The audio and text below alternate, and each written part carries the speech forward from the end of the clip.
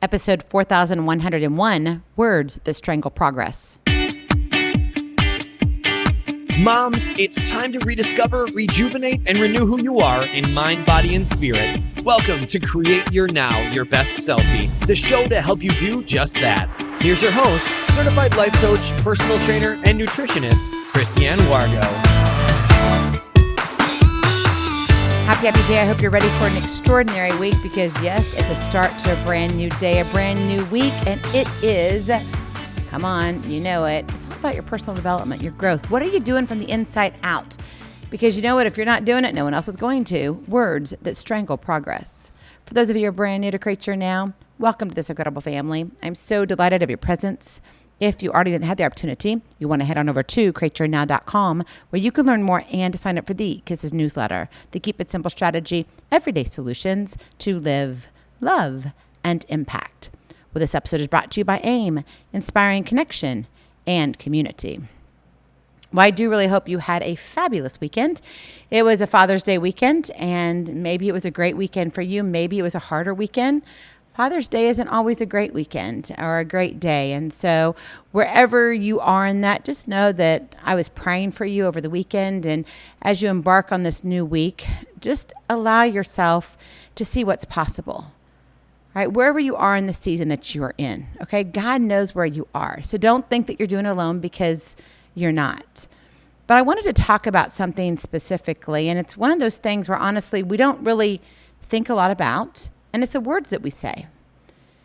And there's this particular kind of cruelty we practice on ourselves.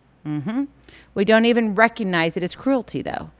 We call it being realistic. I just got to be realistic. I can't think outside, I can't dream too much. Or maybe just waiting for the right time. We dress it up in practicality and patience. And we never notice that what we're actually doing is slowly, quietly, systematically putting our own lives on hold. So instead of looking to what's next, what's possible, we focus on, I used to, words that strangle progress. As you know it, life doesn't slow down for us. I wish it would. I cannot believe I'm looking at the calendar going, it is almost July.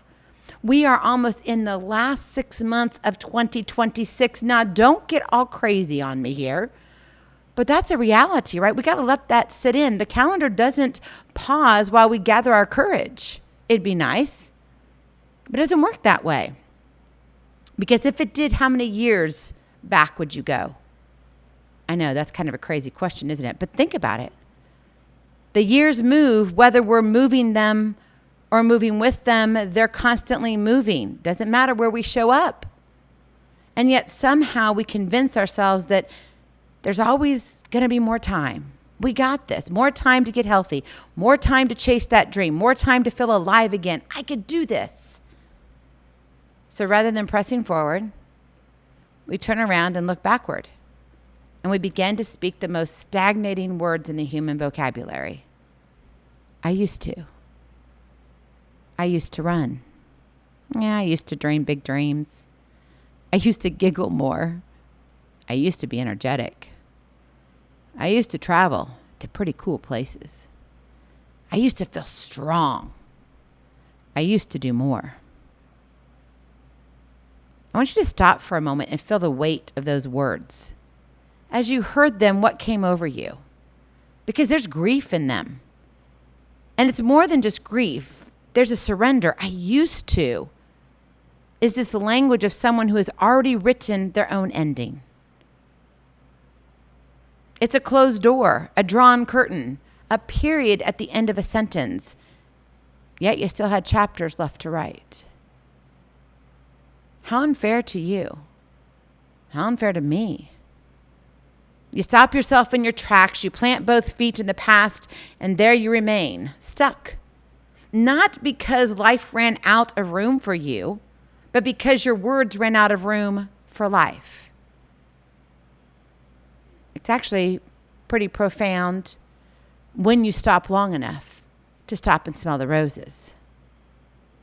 And then I got to thinking even more, and I was like, gosh, there's power inside our sentences that we use, right? Words are not neutral. They are not simply sounds or symbols we use to describe the world. They actively construct it. The sentences you form in your head build the architecture of your belief, and your belief determines where your feet are willing to go. Words construct the sentences that form the thoughts that either secure fear in your chest or ready your heart for a leap. Are you ready to leap? Well, if you are, your heart's ready then. But you see, I used to secures that fear, doesn't it? It tells your mind, that version of me is gone. And you know what? I've accepted the loss. Yeah, it's okay. And the mind, ever obedient, stops looking for exits. I guess I have to go that route. Close the book. But then there's another phrase, one that we don't think a lot about. And there's 3 words that crack the door back open. I'm starting again. That is your Kiss to Keep It Simple strategy. I'm starting again. Not I'll try someday, not I used to, but maybe one day I could again. But starting. Present tense. Now. This phrase doesn't require you to pretend you haven't struggled, that time hasn't passed, or that the road back is short. It simply requires you to what? Face forward. So how do you get there? How do you get to where you know you want to go? How do you trade a language of, no, I used to, for a language of progress? Well, let's look at it in real life. Number 1, audit your inner monologue, then rewrite it. The first step in that honesty that needs to come deep, deep from within about the words already living rent-free in your mind. What is that? What words stay there? What words linger? What words do you allow to enter your mind? Most of us have never stopped to listen, honestly. I mean, like really listen to what we tell ourselves on repeat. I bet you already today, you've already spoken 200 words that are negative, directly negative to yourself. And maybe you're like, Christiane, I've only been awake for like 20 minutes. Great. Welcome. Good morning. That's usually what happens. Why? We look at ourselves in the mirror. Oh, I feel bloated. Oh, look at my eyes. Oh, it's just everything. You get in the shower. Oh my gosh, this outfit doesn't work. I mean, it's all negative, negative, negative. And you have all of these phrases, and pretty soon you're like, it's not just 200 words, Christiane. It's half of a dissertation every day. Yeah, that's the honest truth. That's what we keep telling ourselves on repeat. And you see, that's the thing, because those repeated phrases become your operating instructions. I want you to pay attention to your inventory. How you say, I used to, or the negative that comes up. Maybe you need to get your phone. For me, I prefer pen and paper. Just leave it out. If you're traveling, just take it with you. Throw it in your bag. It's all right. And if you don't have a bag with you that you're going to do it, do what I do. Have a pen and a napkin. It's amazing what I have written on napkins around the house. Seriously. My kids are like, Mom, there's paper everywhere. I said, I know, but when I need it, there's a napkin there, but there's not a piece of paper, which is true. I don't know why. Maybe I don't want whatever spilling and I have something to write on and I have a napkin, but I don't have pieces of paper, so I need to put that all over my house. But that's for another episode. But write them down if you have to, right? Put them in your notes on your phone, right? Make a little thing that says notes and just write down one by one. Perform a single act of linguistic rebellion. That's a big word for me on a Monday. That's all I got to say. Replace used to with I'm returning to. I used to run becomes I'm returning to running. I used to dream big becomes I am returning to dreaming big. And this isn't about word games. It's not about the self-help cheerleading. It's not about aspirations and declarations that you're like saying over your head and like throwing it out into the universe. I'm not getting all woo-woo here on you. I'm not. The difference is neurological.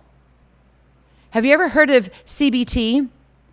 Research in cognitive behavioral therapy is what it is, has consistently shown that the language we use about ourselves shapes our expectations, and our expectations shape our behavior. You cannot outperform your self narrative, that story that you keep telling yourself over and over and over again, it is sticky and it sticks worse than super glue. And it's hard to get rid of. That's why it's so easy to come back to. Death and life are in the power of the tongue. Did you know that was in the Bible? Proverbs 18, verse 21, death and life in the power of the tongue. How are you using it in your life? What do your words look like? What do your phrases become? What is your sentences? And then what ends up to being your daily dissertation? That verse wasn't written about, just some moment to sound really cool. Speak life, even if your voice shakes at first. Speak life. You really got to sit there and audit what you're saying to yourself. Number 2, stop waiting for permission from circumstances. One of the great lies we tell ourselves is that forward motion requires ideal conditions. We're waiting to feel ready. I got to wait. I'm not there yet. I don't know enough. I got to go out and get another certification. I got to go out and I've got to go back to school. I got to do this. I got to do that. I got to sell this house. I've got to have more finances, right? We're waiting until the kids are older. The job stabilizes. The weather changes. The finances increase. The chaos settles. Are you exhausted? I am. We keep placing the start line further and further away. And then we wonder why we never seem to reach it. It's like we keep moving the goalpost. And they're our own goalposts, not because we want to raise the ceiling and really stretch us. No, it's to a negative point. Theodore Roosevelt, a man who really did refuse to let circumstances write his story, he put it like this: do what you can with what you have where you are. Do what you can with what you have where you are. Pretty simple. A simple sentence of progress. It doesn't wait. It doesn't require a better version of your situation to begin. It simply begins. I'm starting again. I mean, think about it. Consider the runner who quit training after an injury. And then that runner said, yep, you know what? Gained 30 pounds. And guess what? She hasn't laced up her shoes in 4 years. She could spend another 4 years, which means we're 8 years in, right? Grieving her former pace. Or she can get up and walk to the end of the driveway and back today. That walk isn't a failure. The walk is the first sentence of the next chapter. Small action taken consistently will always outpace grand intention sitting still. What are you doing? What are you willing to do?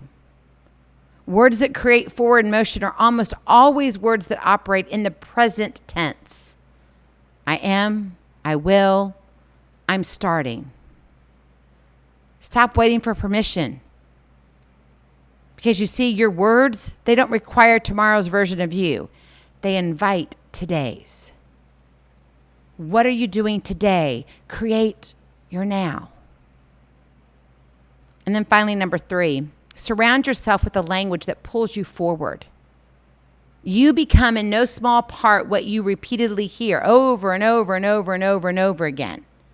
This includes what you hear from people around you, the media you consume, the reels you watch, the ads that come at you all the time because they're explicitly from you if you haven't turned them off in your settings. By the way, you can do that, just sidebar there. If you can't figure it out, go Google it, but you can. And Instagram and Facebook, you can change it and say, I don't want these ads. I don't want them following me. I don't want them personal. I don't want them. Turn it off. Now, that doesn't mean you're not going to have ads, but it's not going to be personal to you, which means what? Most likely they're not going to track you as much. They're not listening. Yay. Go us. But you see, if every voice in your environment traffics this, I used to, it's just too late. That's just how it is.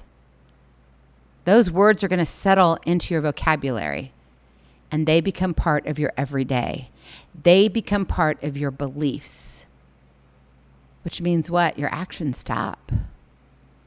You don't move forward. Choose your voices deliberately. Jim Rohn, who transformed his own life and then, of course, was a motivational speaker. He's very, he's an incredible man. But anyway, he said this: you're the average of the 5 people you spend the most time with. Who are your 5? Do they speak in the past tense or the future tense? Do they talk about what they're building or only what they've lost? Maybe you live with that person who talks more in the past and not in the future or present. You don't have to abandon people you love, but you may need to seek out additional voices who speak a language of progress. Maybe it's a mentor, a podcast that you listen to, like, oh, hello, thank you. Like, seriously, right? That's what I'm here for. Why do you think I'm here every single day? Because I know I live this. This is hard. Real life is hard. We get up, and I get up. I put my pants on just like you. I put my shirt on just like you. I put my makeup on, maybe not just like you. I color my hair, maybe not just like you. But I'm human just like you. And I have struggles and challenges. I've been there. And it's not easy. And we've got to be reminded all the time, well, wait, okay, I need to hear this again. It's a different season of my life that I'm in, and it applies this way. Or you're at a time in your life where it's like, oh, and the angels sing, and you're like, why did I not get that? I know she said it before. So thank you for listening. Thank you for allowing me to be part of your journey. What little part I play in it. Maybe it's finding community. Can't wait. We're going to be opening up Kairos, our free community, and then AIM. It'll be incredible. It's getting closer. I promise. I know it's hard. But look, we still have 6 months left and change into 2026. So we've got a lot of time. Okay. Now, we can't keep putting it off. I know that. But you see, just like with you, I have struggles and troubles too, right? It's like struggles. Maybe I should make a new word, struggles. That's struggles and troubles put together. We'll just leave it like that. I'm not even going to edit that part out because I think it's hysterical. Because if you're not laughing once in a while at yourself and kind of giggling, you're going to sit there and be doom and gloom. Kind of reminds me of the Apostle Paul when he was writing from a prison cell, but this was the thing. He didn't speak in the past tense. He wrote this: I press on toward the goal to win the prize for which God has called me heavenward in Christ Jesus. He was in prison. He had every right to be, oh, woe's me. But he wasn't. I press on. Not I pressed, ED. Not I used to press. It's present tense, active posture, forward leaning. It was a language of someone who refused to let their story end before they were willing to do so. He wanted to keep moving forward. What chair are you sitting in today? I want you to be honest with yourself. If you're in a great position, fabulous, keep that posture. But maybe you're deep in the cushions of the lazy boy recliner, right? Surrounded by all the things you used to do, all the dreams you used to carry, all the energy you used to have. Are you watching life through that window, narrating it in the past tense? Or are you ready to choose a different posture? Maybe even a different recliner. My friend, you don't have to have it all figured out. You don't have to feel confident even. You can borrow my belief torch for you. You don't have to see the whole road because it might be overwhelming, and that's okay. You're an overcomer. You just have to change the sentence. Not I used to. I'm starting again. Say it out loud with me. I'm starting again. I'm starting again. I got this. I'm starting again. And say it until the words start building something new in you, until the language of forward motion becomes your native tongue. Right? Don't you want to speak a new language? I was just having that conversation with some of my boys this weekend. And one said, I want to speak French fluently. He's like, French is a beautiful language. I'm like, yes. And then my husband said, I want to speak Japanese fluently. I'm like, fabulous. And I'm like, I just sometimes want my words to come out of my mouth correctly. You know how you just kind of get going and you have like 20,000 thoughts in your head and it's like it comes out and you're like, bleh, and it still doesn't make sense, but you know it, but you don't know it. Anyway, yeah, I have those days. I have those moments actually. But seriously, I want your native tongue to be one of hope, of presence, of the present tense, knowing that you're moving forward. That doesn't mean you haven't learned the lessons from the past, but now you're saying, I'm moving forward in this season. What does it look like? Because you're waiting for what's to come. You're like, I got this because God's got me. The time you spend looking backwards, well, guess what? It's done. And now it's time to let it go. Goodbye. Adios. Aloha. I want you to welcome in the road where everything begins. I'm starting again. Start with one sentence. Speak it forward. Go and create your now. Go in peace. Be present. Be incredible. Be you. I love you so very much. I cannot wait to see you on the other side. Blessings, hugs, and lots of love. We'll talk to you real soon. Have a glorious, blessed day. Bye-bye. Feeling inspired, ready to train for life and love your journey? Visit createyournow.com for more incredible resources to help you along the way. We'll see you next time on Create Your Now, Your Best Selfie. And remember, always be sure you consult your physician before beginning any health and fitness plan.